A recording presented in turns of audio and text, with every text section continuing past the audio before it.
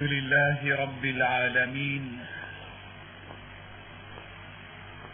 الحمد لله نحمده ونستعينه ونستهديه ونسترشده ونستعين به ونتوكل عليه ونستغفره ونتوب إليه، وأشهد أن لا إله إلا الله وحده لا شريك له، من يهدي الله فلا مضل له ومن يضلل فلا هادي له، وأشهد أن سيدنا ونبينا محمدا عبد الله ورسوله وخاتم أنبيائه فلا نبي بعده. من رغب في سنة محمد وصل، ومن رغب عن سنة محمد وحاد عنها غوى وخسر وضل وانفصل. اللهم فصل وسلم وبارك على هذا النبي الكريم صاحب الخلق العظيم سيدنا محمد، وعلى آله وأصحابه ومن سار على نهجه واتبع هداه إلى يوم الدين. أوصيكم عباد الله بتقوى الله، وأحثكم على طاعته، وأنهاكم عن معصيته. أما بعد،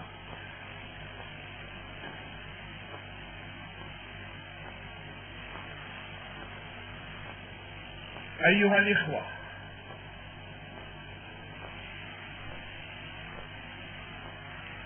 من القضايا التي لا يختلف عليها اثنان ولا ينتصح عليها عنزان كما يقول المثل، أن الأمة الإسلامية والإسلام بريء من هكذا أمة، لكنه المصطلحات ولا مشاحة في الاصطلاحات والمصطلحات. لا يختلف اثنان، أن الأمة الإسلامية تعيش وضعا لا تحسد عليه،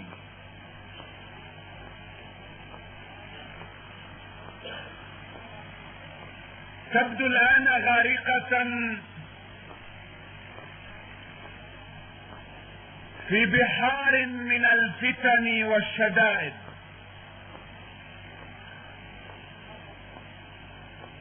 تواجه امتحانا شديدا في دينها، في عقيدتها، في شخصيتها، في وجودها، في أسباب استمراريتها كأمة، وهي تتخبط في غمار فتن عظيمة كقطع الليل المظلم، وتحيا حياة الفوضى والقلق والشقاء والشقاق والتفرق والتمزق والانهزام. ترتكس الأمة وتنحدر وتهوي في منخفض سحيق من المعاناة والبلاء، وما ذلك إلا لأنها أغضبت ربها. نعم اغضبت ربها ونبذت كتاب الله وراء ظهرها وعطلت شريعة دينها وهجرت سنة نبيها وجاهرت بالمعاصي والفسوق واستحسنت ركوب الفواحش والموبقات والآثام.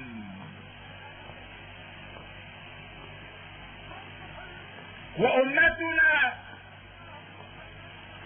لا تؤتى من ضعف في مادتها ولا من ضعف في بنيتها. نحن ما نصرنا يوما بقوتنا، علما ان القوة مطلوبة واسباب النصر مطلوبة، فقد امرنا بقوله تعالى: واعدوا لهم ما استطعتم من قوة ومن رباط الخيل ترهبون به عدو الله وعدوكم.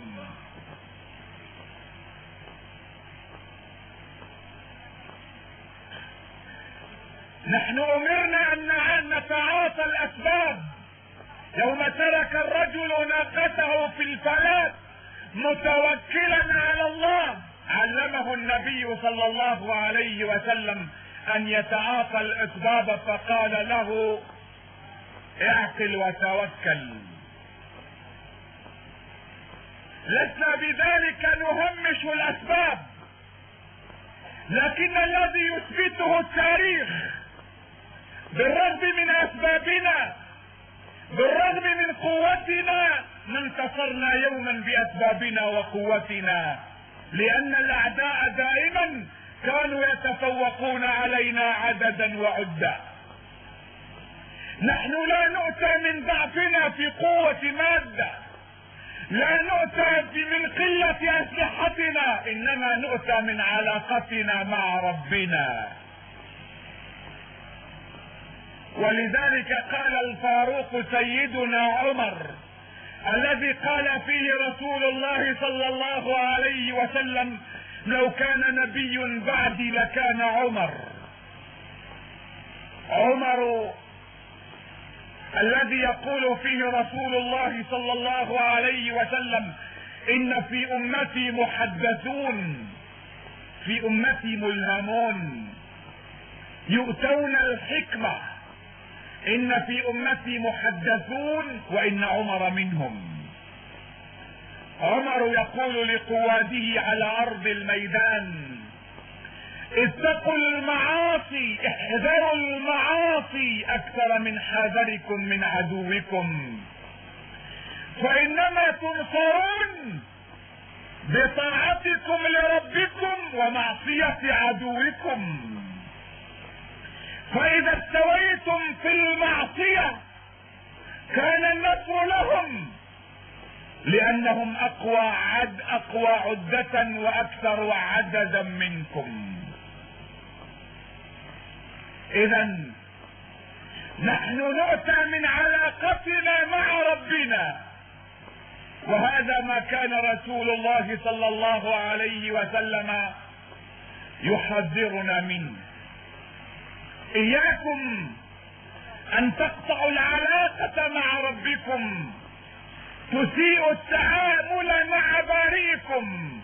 هناك عشرات من النصوص الصريحة الصحيحة التي ينذرنا فيها رسول الله صلوات الله عليه وسلامه، يحذرنا فيها رسول الله اننا اذا فعلنا كذا وكذا من الذنوب سلط الله علينا كذا وكذا من المصائب والبلايا. ولعلنا نأتي الى تفصيلها في لقاءات قادمة، لكنني اليوم سأجمل الحديث لأدور حول محور إجمالي من خلال حديث روي عن رسول الله صلى الله عليه وسلم، وإن كان في سند هذا الحديث مقال،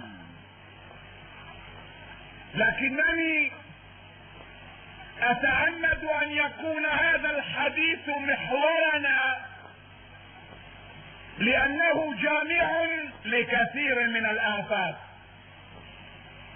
وثانيا لأنه في مجال الزجر والوعظ، ولا بأس بالاستشهاد بأحاديث في مثل هذه الدرجة في مجال النصح والوعظ، ما دامت القضية لا تتعلق بها أحكام شرعية. وثالثا لأننا سنفصل هذا الحديث في لقاءات قادمة، وسنعضد كل فقرة من فقراته بأحاديث صحيحة وآيات من الكتاب الكريم. هذا الحديث يقول: ورد في الأثر أيها الإخوة أن رسول الله صلى الله عليه وسلم قال: إذا فعلت أمتي 15 خصلة فقد حل بها البلاء. إذا فعلت أمتي 15 خصلة فقد حل بها البلاء. قالوا: وما هي يا رسول الله؟ قال: إذا كان المغنم دولا، والأمانة مغرما، والأمانة مغنما، والزكاة مغرما، وأطاع الرجل زوجته وعق أمه، وبر صديقه وجفى أباه، وارتفعت الأصوات في المساجد، وكان سيد القوم أرذلهم، أو إن شئت قل كان سيد القوم على أنه خبر مقدم، لا بأس. كان سيد القوم أرذلهم، أو كان سيد القوم أرذلهم. وأكرم الرجل مخافة شره، وشربت الخمور، ولبس الحرير، واتخذت القينات. القينة هي الراقصة، القينات الراقصات المومسات التي حسنا موقعهن في المجتمع، فأطلقنا عليهم اسم الفنانات.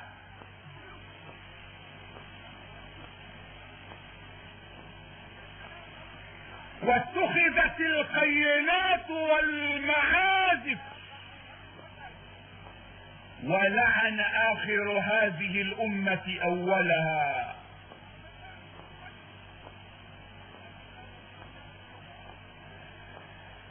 لعلكم نسيتم،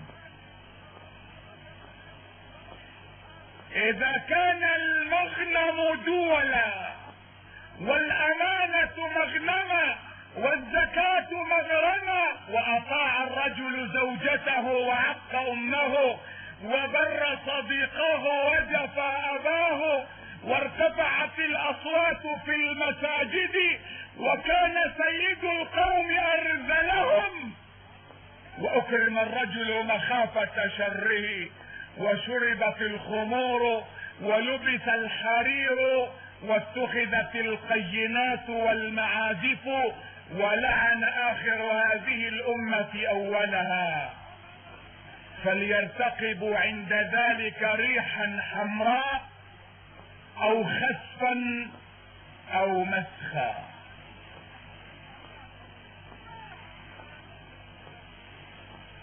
هذا هو ما كان يحذرنا رسول الله منه. ولا أدري ما هي الريح الحمراء، هل هي الأسلحة الجرثومية أو الكيماوية أو القنابل النووية أو ربما شيء أعظم وأكثر ضررا؟ على كل حال إنه تعبير نبوي يتناسب مع مصطلحات ذلك الزمان. هذا ما كان رسول الله يخشى منه، ومع الأسف كل ذلك قد وقع. والذي يتأمل حياة المسلمين يعلم أنها مليئة بالمشاهد والصور التي تنبئ أن الأمة أصيبت بهذه الأمراض حتى النخاع، وغرقت في هذه الآثام حتى شحمتي أذنيها. إذا كان المغنم دولا،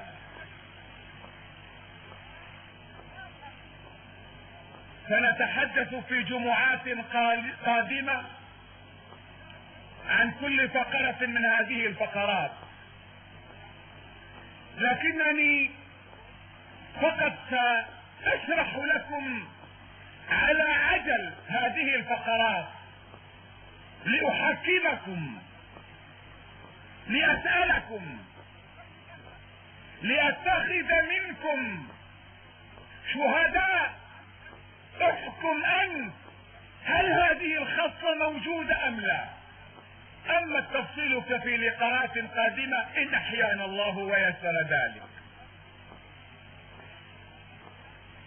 لأنه لا نعلم متى نلقى بعضنا ومتى يتيسر ذلك، فالأمور بيد الله سبحانه وتعالى. معروف في مناطق إدلب، وهذه من الأمثلة التي حفظتها عنهم،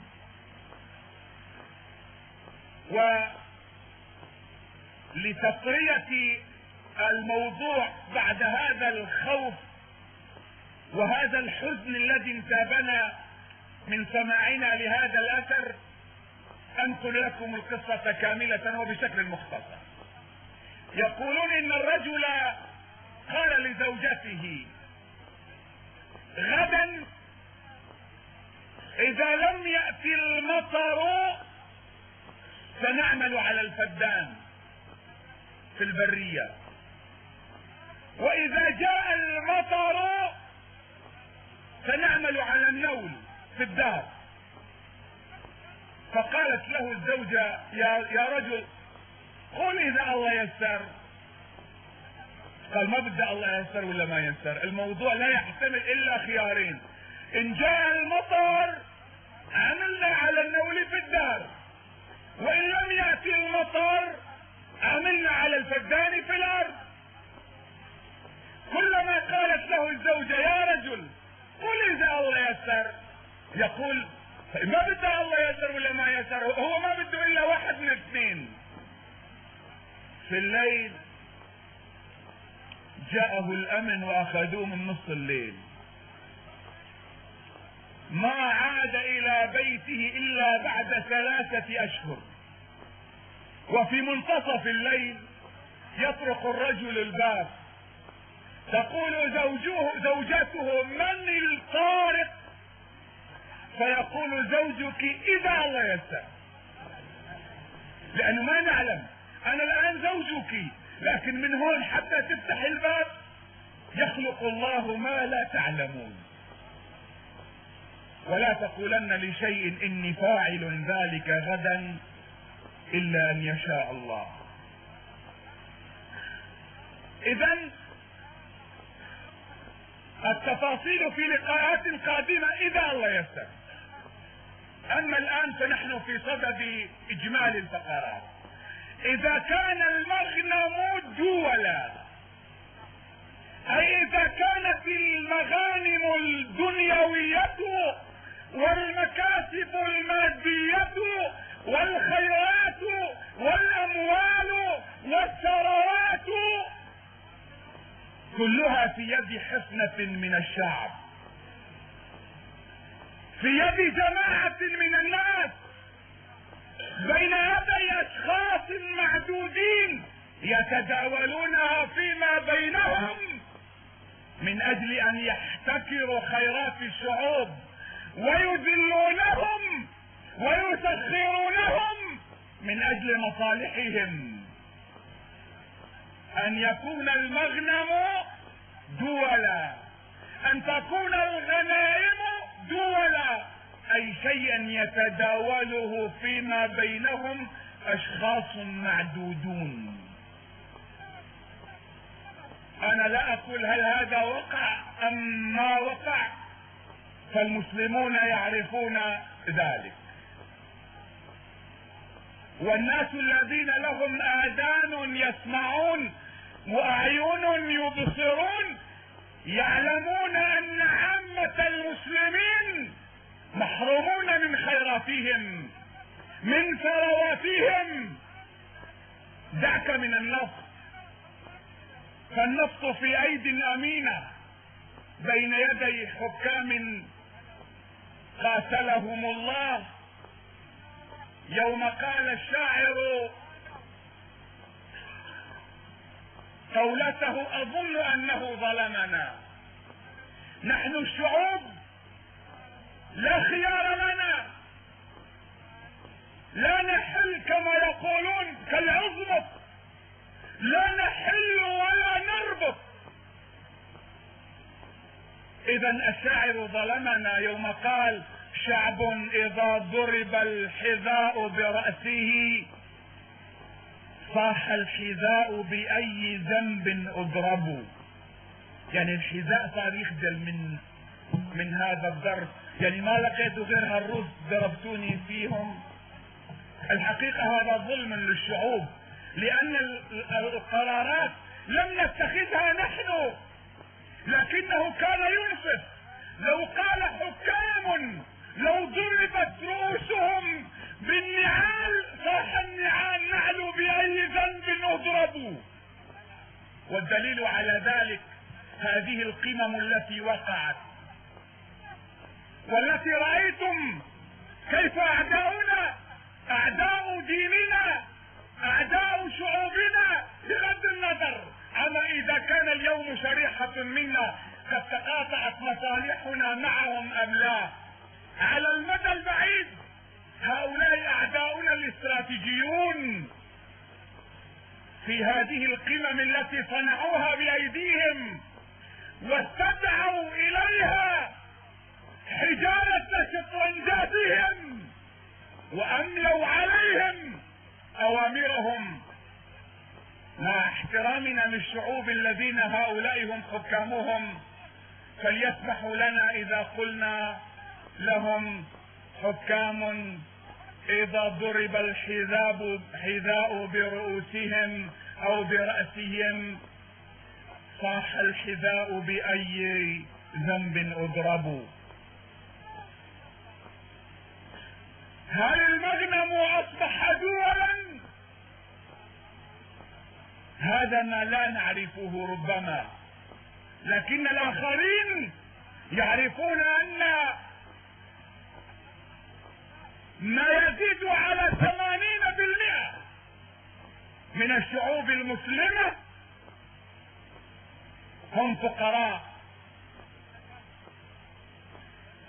40 منهم تحت خط الفقر، وال40 الآخرون فقراء بكل شرف، فقراء. 15 منهم اغنياء، وال5 الباقون يحكمون الدنيا كلها. ألم يصبح المغنم دولا؟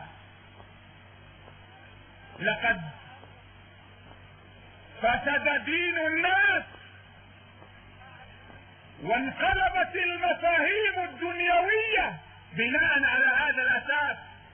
يوم أصبح الهدف هو المال، أن نتداولها فيما بيننا، انقلبت المفاهيم الدينية، اضمحلت القيم الأخلاقية، ضعفت المشاعر، والوازع الديني خيم على الناس جو قاتم من الآثام والشهوات، حتى أصبحت الأمانة مغنما،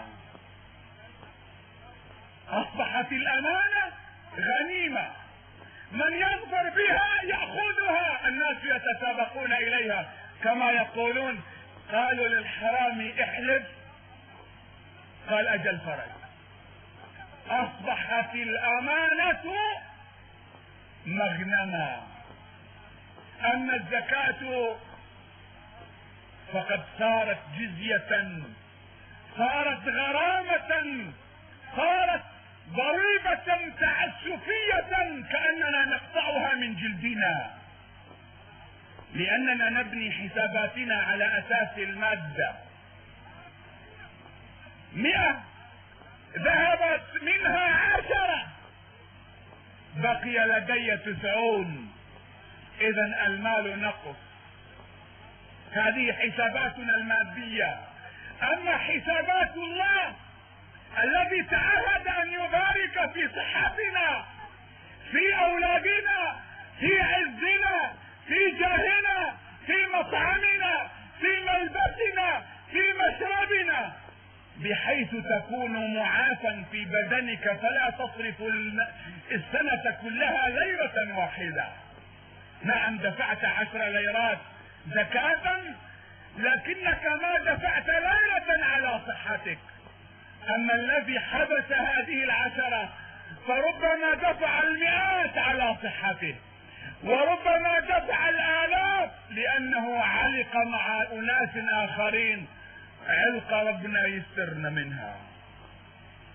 لكننا بنينا حساباتنا على أساس المادة، فرأينا الزكاة تنقص أموالنا، وبناء على ذلك تساقلنا وامتنعنا عن إخراجها، وإذا أخرجناها وضعناها في غير محلها وآتيناها غير مستحقيها.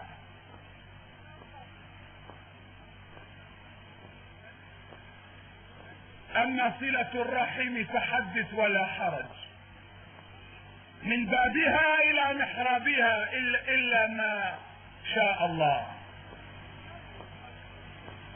حتى أصبح الرجل يطيع زوجته ويرضيها على حساب معصية أمه وغضبها. تجد الزوج فينا يسعى من أجل رغبات زوجته، تحقيق مطالبها، تنفيذ توجيهاتها في العائلة. لا تذهب إلى فلان أخوك فلان بلا زيارته، كنتنا سلف إلى آخره، كأنها مجلس أمن تفرض الأوامر على الزوج، والزوج حاكم عربي يقول على الرأس والعين. طبعا أنا أعلم أن هذا الكلام ربما يؤذي كثيرا من النساء صغيرات العمر اللاتي لم يتجاوزن 40 واللاتي لا زلن يحسبن أنفسهن زوجات، لكن فليعلمن أنهن إذا أعطاهن الله عمرا سيكون يوما ما أمهات، وسيندمون على هذا الكلام.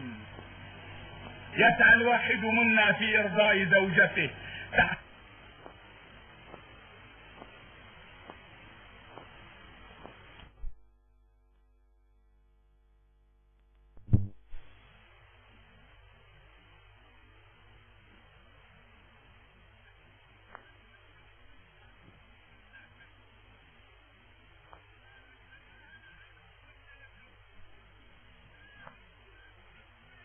ثقيلة تحملت من أجله وهنا على وهن، منذ أن كان جنينا في بطنها وإلى أن كان رضيعا في حضنها، وإلى أن أصبح بتوجيهها وعنايتها شابا يافعا. فأرادت هذه الأم المسكينة أن تزوجه علها تقر عينها برؤيته ورؤية زوجته وأولاده.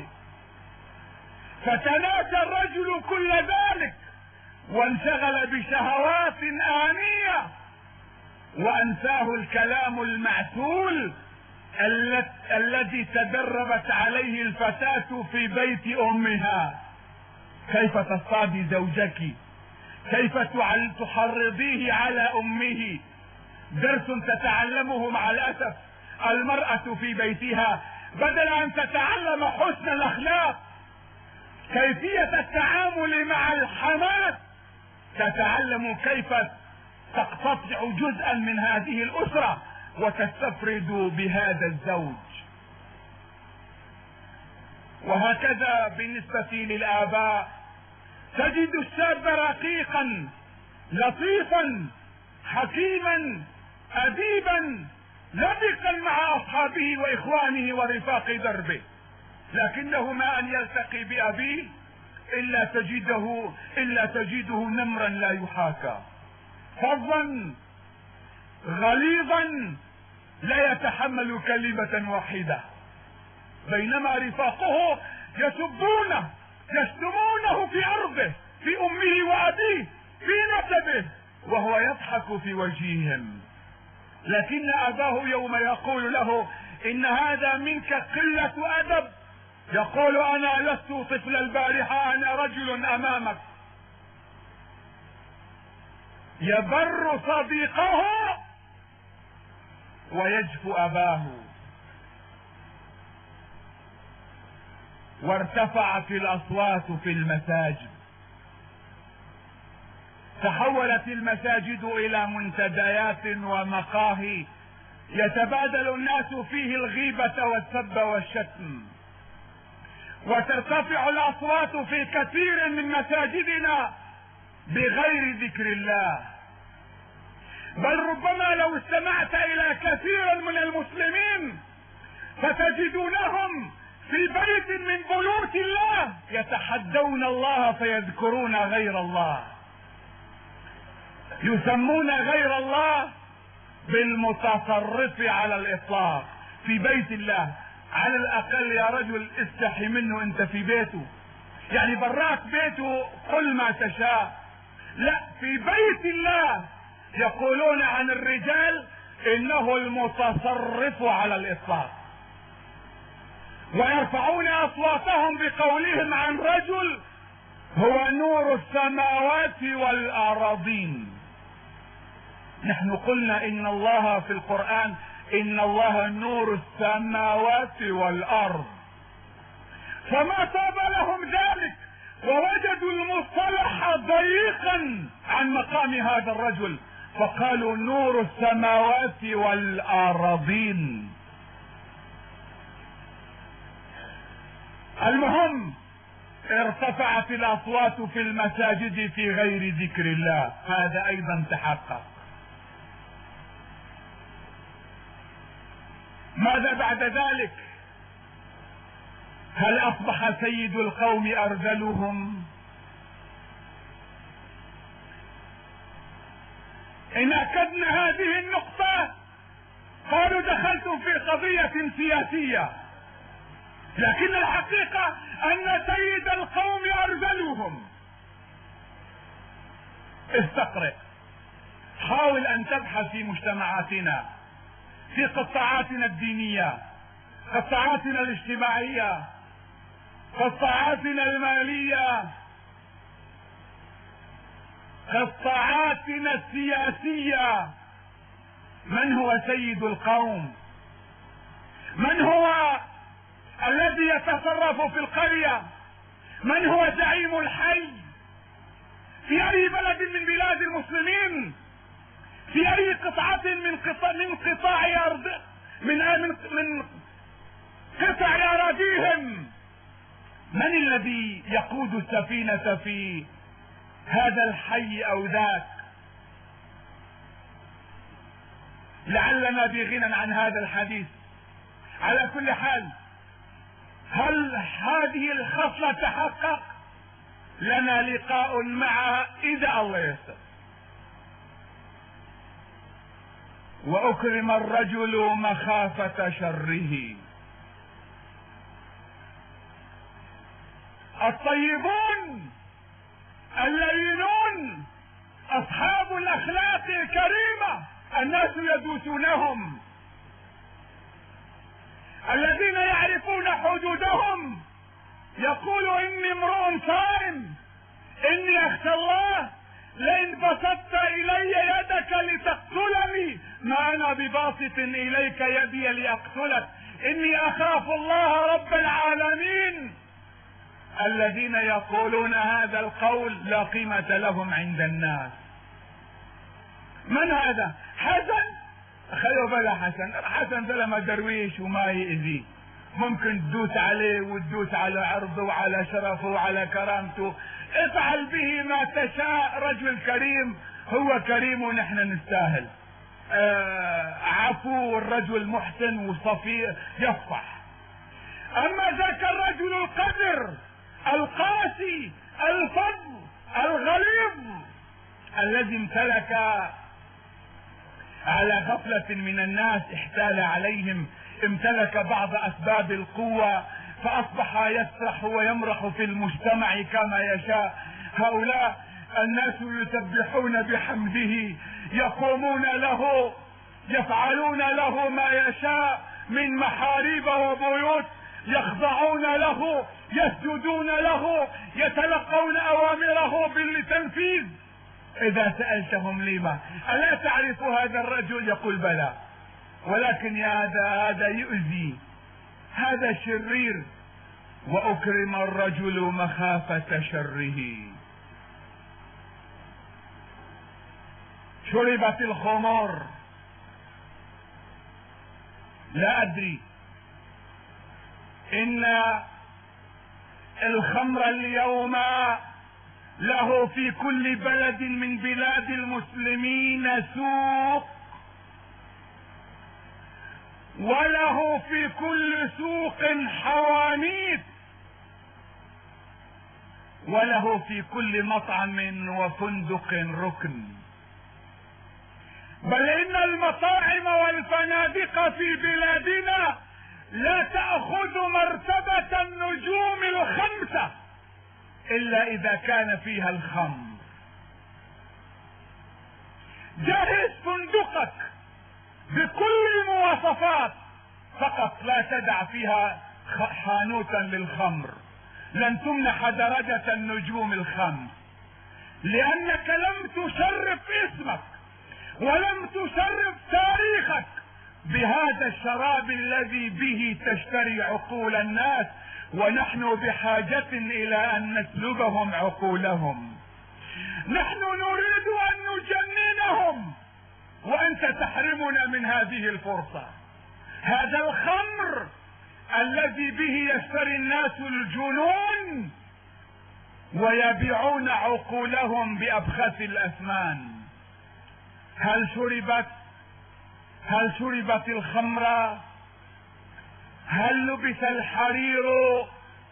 حكامنا الذين يعملون بالشرع هناك في دول النفط الذين يعملون بالشرع، حاول ان تتجسس ثيابهم ان استطعت ان تصل، ستجد كلهم يلبسون الحرير الا ما شاء الله. التعميم غلط. حين نقول حكما هناك مستثنيات، حكاما او محكومين، شعوبا ام زعماء، الحكم للغالب، لكن هناك حالات فردية. لا زال هناك اناس في كل شريحة من شرائح المجتمع ليثبت الله ان هذا الاسلام باق. واتخذت القينات والمعازف.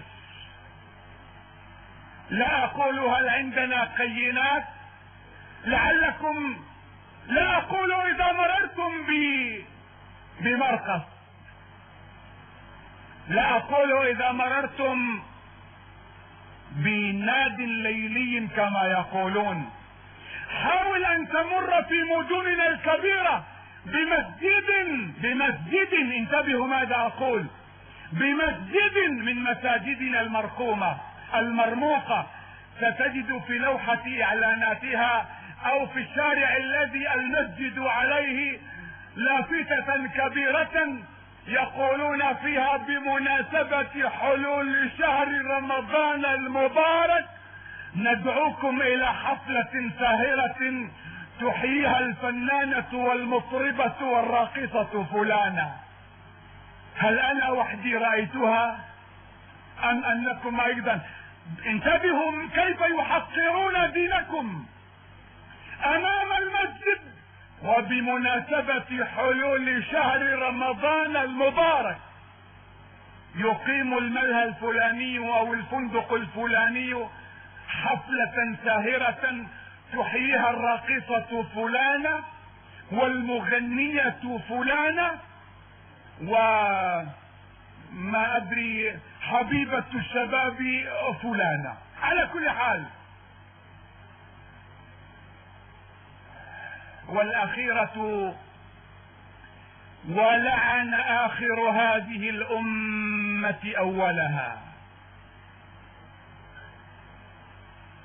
الامة الوحيدة. انا كنت سابقا قبل ان اطلع على حياة الناس، واحمد الله على انني اطلعت قبل عام 89، كنت كغيري من الذين طمست بصائرهم وحفظوا في اقفاص، منعوا من الدنيا ومنعوا من ان يعرفوا شيئا عن الدنيا الا من خلال القناة القادمة المبرمجة. قبل ان اطلع على الناس كانت لي تجربتي في تركيا، فكنت اقول ان الشعب الوحيد الذي يشطب تاريخه هو الشعب التركي، يتنكر لكل تاريخه ويعتبر انه ولد يوم استولى اتاتورك على الحكم.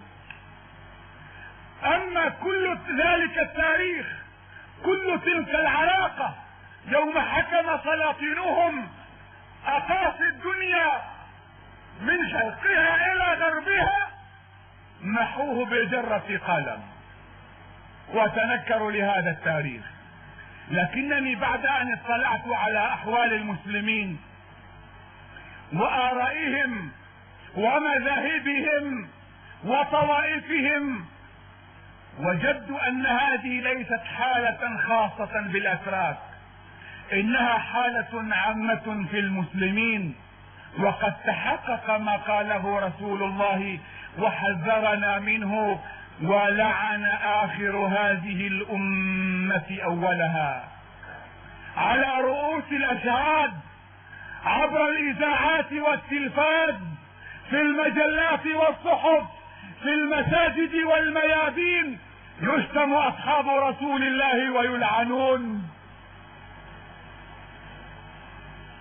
أليس هذا مصداق قول رسول الله: ولعن آخر هذه الأمة أولها؟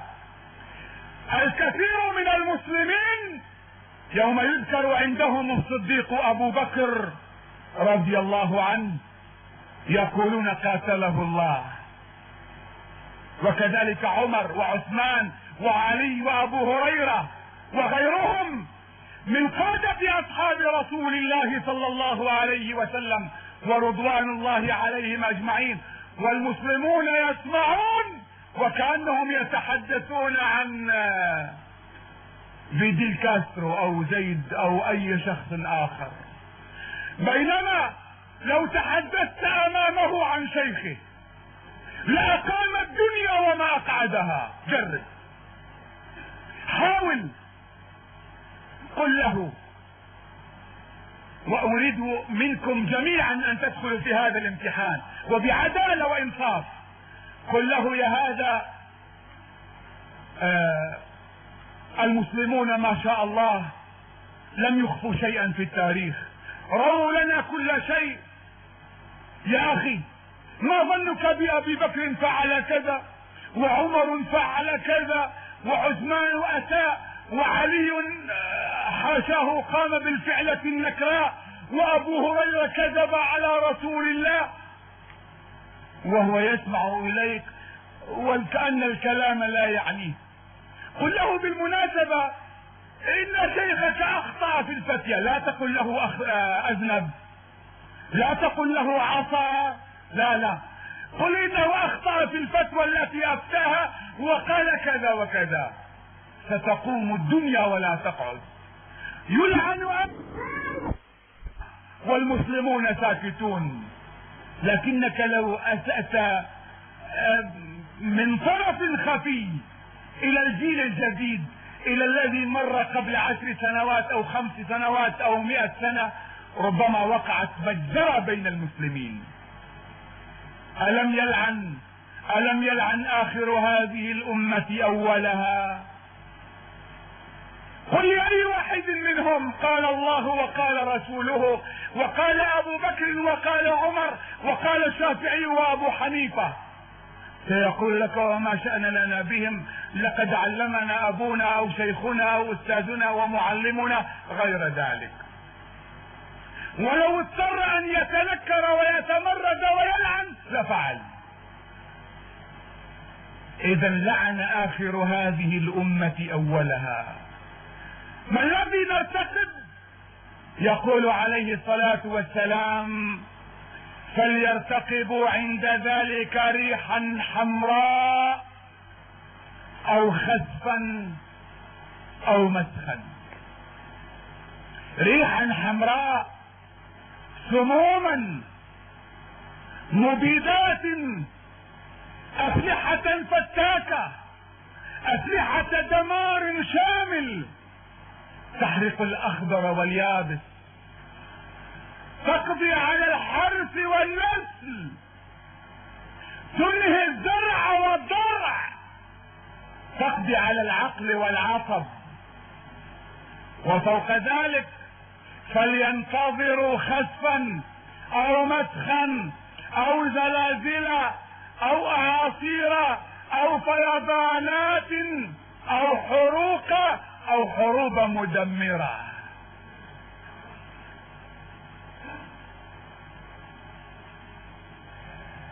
كل هذا في كفة، والذي في الكفة الأخرى أننا ساكتون، فأصابتنا اللعنة كما أصيبت بني إسرائيل الذين لعنوا على لسان داود وعيسى بن مريم، ذلك بأنهم عصوا، أو كما يقول عجز الآية: كانوا لا يتناهون عن منكر فعلوه. الذي حصل أننا ما تناهينا عن منكر فعلناه. ليس غريبا أن ينتشر مرض في المجتمع، لكن الغريب أن يتحول المرض إلى عافية، أن يتحول الحق إلى باطل، أن تتحول البدعة إلى سنة، بحيث لو كما قال عليه الصلاة والسلام: لو أزيلت، لو أنكرت، لو غيرت بدعة قالوا غيرت سنة. البدعة تحيا وتنشر بين الناس حتى يظن الناس أنها سنة، فإذا جاء أحد وذكرهم أنها بدعة استغربوا وقالوا إنها سنة، فقد رأينا آباءنا وأجدادنا هكذا يفعلون. إنا وجدنا آباءنا على أمة وإنا على آثارهم مقتدون. يقول عليه الصلاة والسلام: لا تزال لا إله إلا الله تنفع قائلها، أي ستبقى ستبقى تنفع قائلها.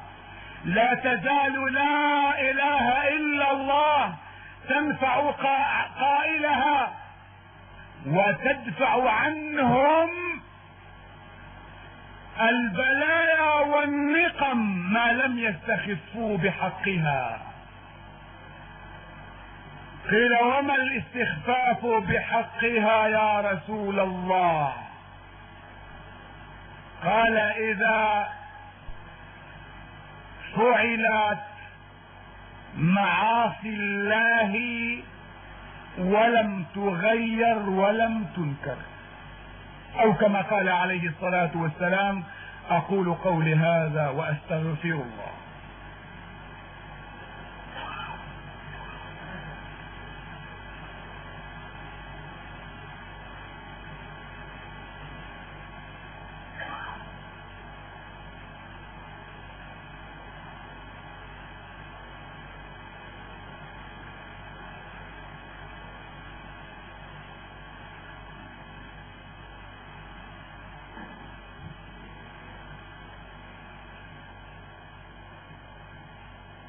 الحمد لله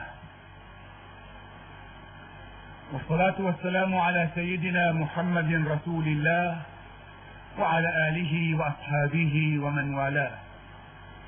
أما بعد، فاتقوا الله عباد الله،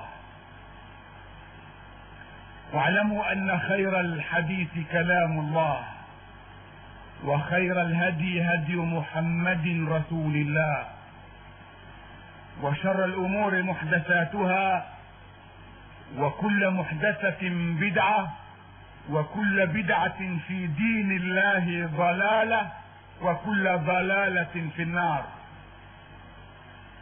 واعلموا أن الله صلى على نبيكم في قرآنكم فقال: إن الله وملائكته. بالمناسبة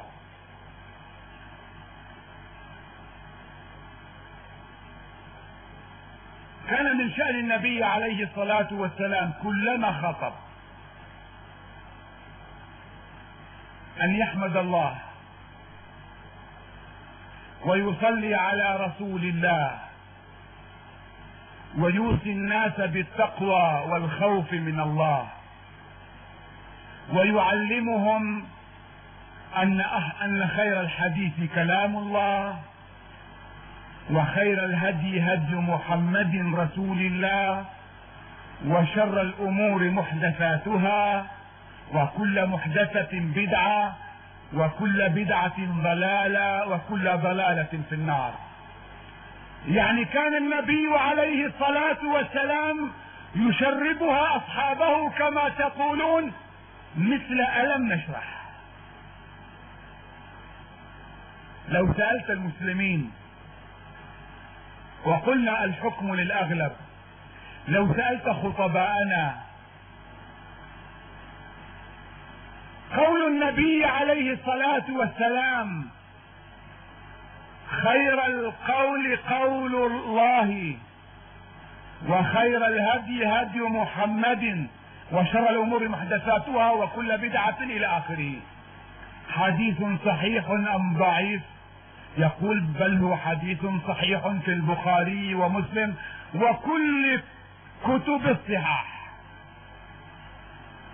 كان النبي عليه الصلاة والسلام يقولها؟ نعم كان يقولها. في كل خطبة؟ نعم في كل خطبة. لما لا تقولها؟ إن قالها كأنه يجرح نفسه، لأنه هو الذي يبتدع، هو الذي يخترع، فكيف يقول وكل بدعة ضلالة؟ وأتحداه إن قالها سيفصل من جماعته. لو أنه قال على الخطبة قال عليه الصلاة والسلام، وهو حديث صحيح رواه البخاري ومسلم، وكان النبي يقولها في كل خطبة من خطبه. لو أنه قال: اعلموا أيها الإخوة أن أصدق، شوف كلام بديهي، الإسلام يؤيده، لو قالها مرتين ثلاثة سيفصل من جماعته ويقول هذا أصابه خلل، وإذا أرادوا أن يجيبوا أجله قالوا هذا صار وهابي، وكأنه صار مرتد، يهودي ماسوني، خرج عن الدين. فليجرب نفسه وليقل على الخطبة عدة مرات: اعلموا ان اصدق الخير الحديث كلام الله، وخير الهدي هدي رسول الله، وشر الامور محدثاتها، وكل محدثة بدعة، وكل بدعة ضلالة، وكل ضلالة في النار. ولذلك لا تجدونها في خطبنا، لاننا لا يجوز ان نجرح انفسنا.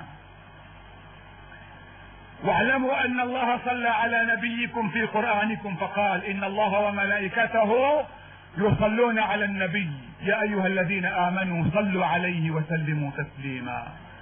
اللهم صل وسلم وبارك على هذا النبي الكريم. اللهم صل على محمد وعلى آل محمد كما صليت على إبراهيم وعلى آل إبراهيم، وبارك على محمد وعلى آل محمد كما باركت على إبراهيم وعلى آل إبراهيم في العالمين إنك حميد مجيد. اللهم اغفر للمؤمنين والمؤمنات، المسلمين والمسلمات، الأحياء منهم والأموات، إنك سميع قريب مجيب الدعوات يا رب العالمين. اللهم أرنا الحق حقا وارزقنا اتباعه، وأرنا الباطل باطلا وارزقنا اجتنابه. اللهم من أراد بالإسلام والمسلمين خيرا فوفقه إلى كل خير، ومن أراد بالإسلام والمسلمين شرا فخذه أخذ عزيز مقتدر.